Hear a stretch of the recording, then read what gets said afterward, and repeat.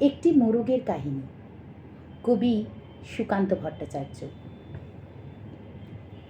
একটি মোরগ হঠাৎ আশ্রয় পেয়ে গেল বিরাট প্রাসাদের ছোট্ট এক কোণে, ভাঙা প্যাকিং বাক্সের গাদায় আরও 2-3টি মুরগির সঙ্গে।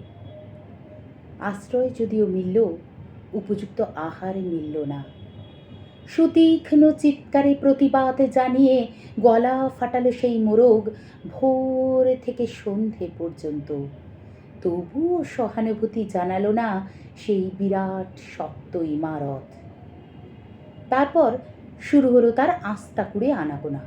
আশ্চর্য, সেখানে প্রতিদিন মিলতে লাগলো ফেলে দেওয়া ভাত, রুটির চমৎকার প্রচুর খাবার।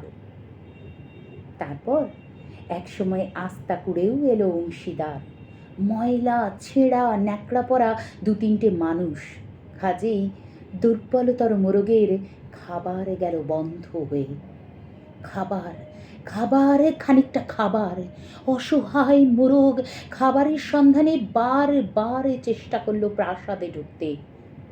প্রত্যেকবারই তাড়া খেলো প্রচণ্ড। ছোট্ট মোরগ ঘাড় উঁচু করে স্বপ্ন দেখে প্রাসাদের ভেতর রাশি রাশি খাবার। তারপর সত্যি সে একদিন প্রাসাদে ঢুকতে পেল। একেবারে সোজা চলে এলো ধপধপে সাদা দামি কাপড়ে ঢাকা খাবার টেবিলে। অবশ্য খাবার খেতে নয়, খাবার হিসেবে। নমস্কার।